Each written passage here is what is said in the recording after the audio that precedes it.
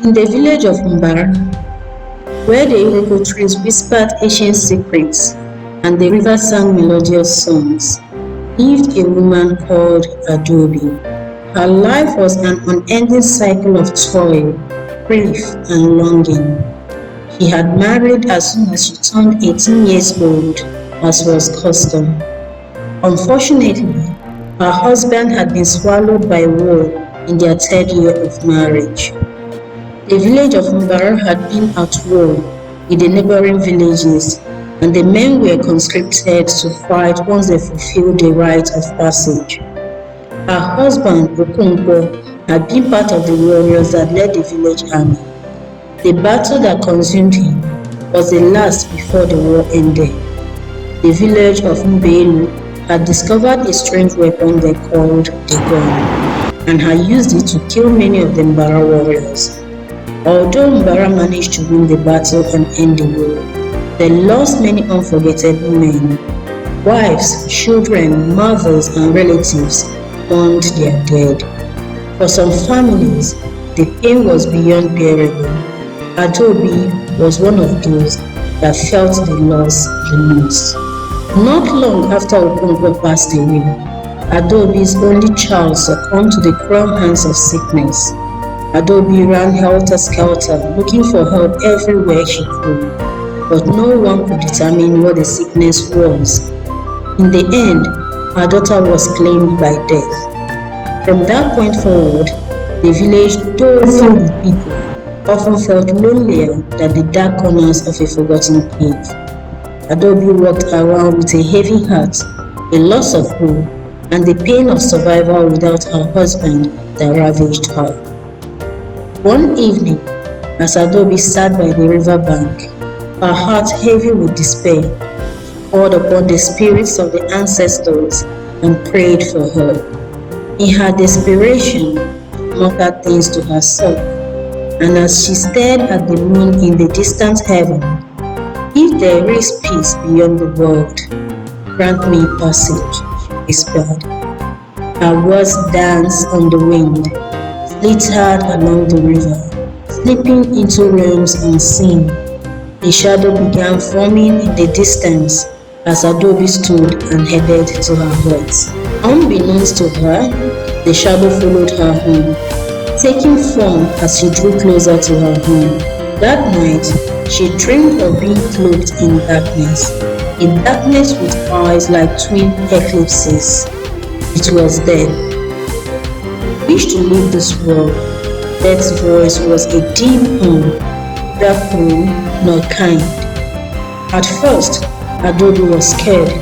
The cloak of darkness was freezing cold, and those eyes pierced right through her soul.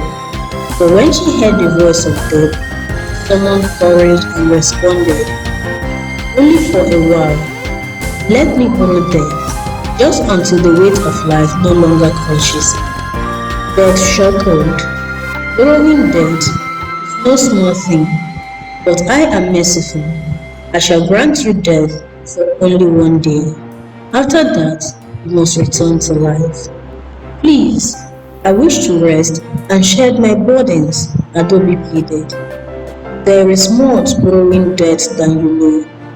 Just take a rest for a day and return to life," Death said, and with a single touch, Death sent her into the realm beyond. Adobe found herself in a land unlike any she had known. There was no hunger, no sorrow, only a vast, endless beauty and peace.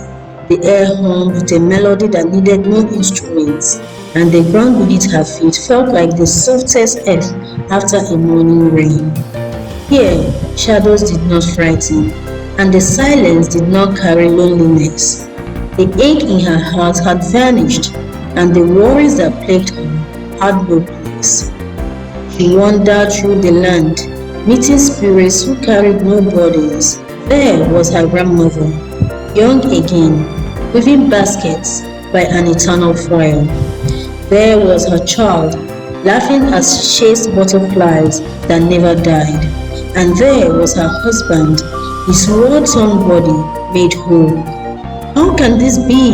Adobe wondered, but did not dwell on the how. She simply chose to savor the peace, love, and pleasure before her. So she embraced them all, drinking in the joy she had thought lost forever. But at the end of the day, death appeared before her. It is time to return. Adobe hesitated.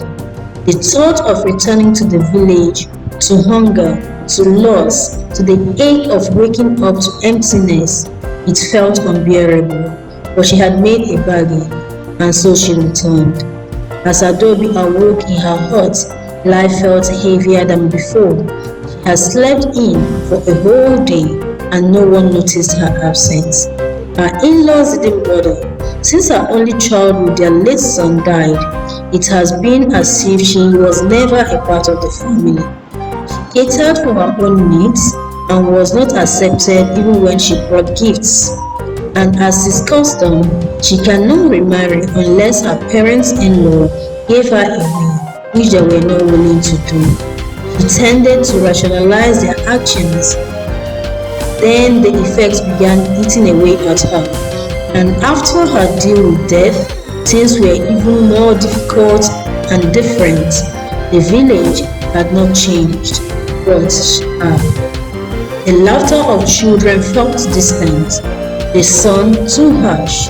At night, she dreamt of the land beyond, and when she woke, her heart ached for its peace. She wanted nothing more than to escape the horror she lived, the loneliness that gnawed at her, the sadness in her heart, and the weight she had to carry pretending everything was alright. So she sought death again. As a familiar feeling of thick darkness accompanied by coldness enveloped her, once more she pleaded, "Let me borrow death again, just a little longer." Death agreed. 3 days, but no more. You must not borrow me often. And with a slight touch, Adobe was off, lying still in her room, but roaming free in the world beyond. She wandered the happy land again and sang and played with everyone, feeling relief and happiness. And when the time was up, she awoke in her heart. Returning to this world became a burden she wished to shed. She was much happier in the land she visited whenever she borrowed death. She began to long for its peace, community, warmth, and love. So Adobe began borrowing death more often despite the warnings. Each time she returned to the land beyond, the real world lost its color. The struggles of the living seemed cruel and senseless compared to the tranquility of death's domain.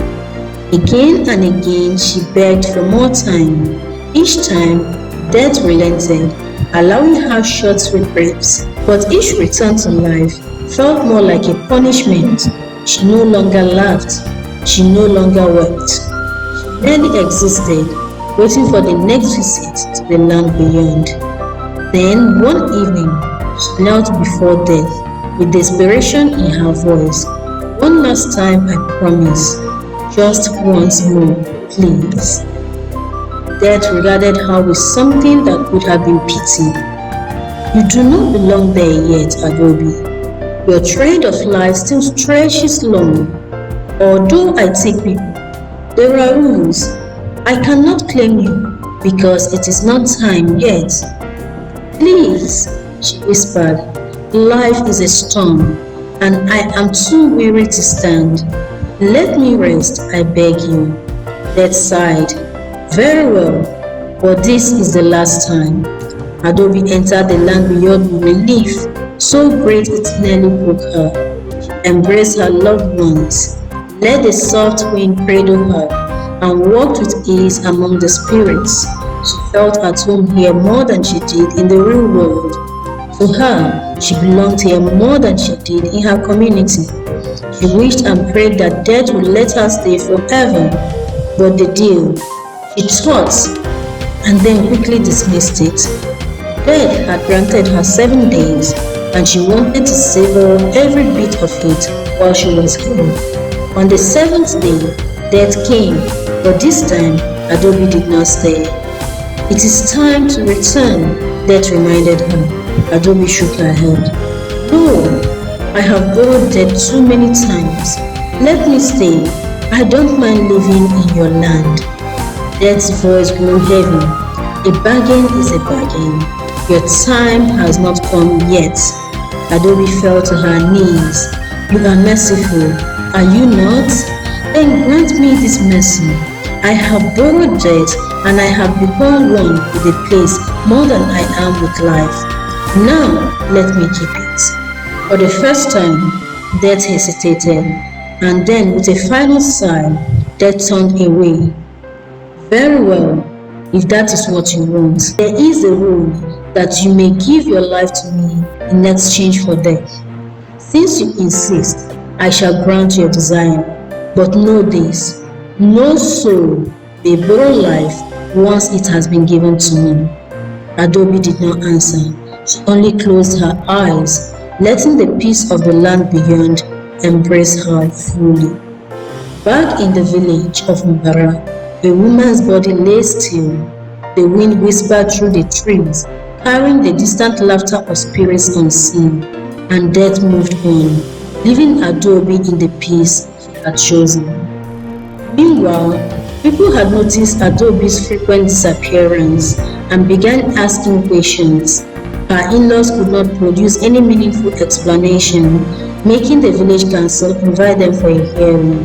During the investigation, they found out that Adobe had been treated very poorly after her husband and child died and was not allowed to remarry.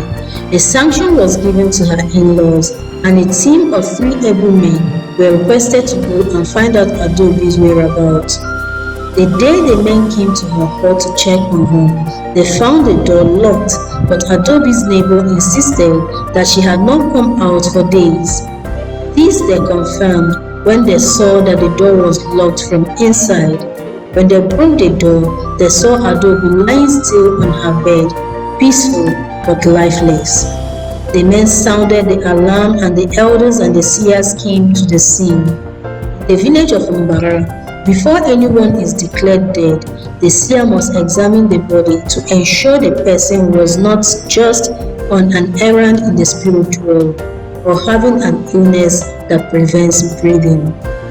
When the seer examined Adobe, he looked up to the roof of the house, staring steadily at the point where there was a hole, and the ray from the sun penetrated the hut as if he was watching the sun, waiting for something to come. After a long silence, he spoke. He's gone before her time. We have lost a good man to death before her time. His statement confused the elders. What do you mean, wise woman? One of the elders asked. The seer shook his head. Adobe had been borrowing death, and this time there is no turning back. She had pledged her soul to death to escape life. Preparations were made, and Adobe was buried as is customary for a married woman. However, the village could not keep quiet about what had happened to her. It was the tragedies of life and the ill-treatment of her in-laws that had driven her into such a desperate state.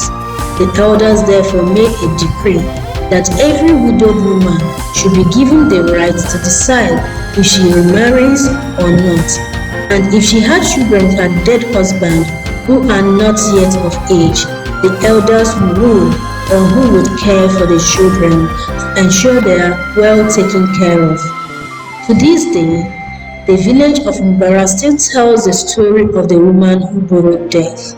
The story is told to teach the young generation about taking care of themselves, reporting ill treatment to elders' council, learning healthy coping skills, and that bullying others or denying them the basic things of life does not make you tough. A monument was built at the point where Adobe was buried as a reminder to the younger generation.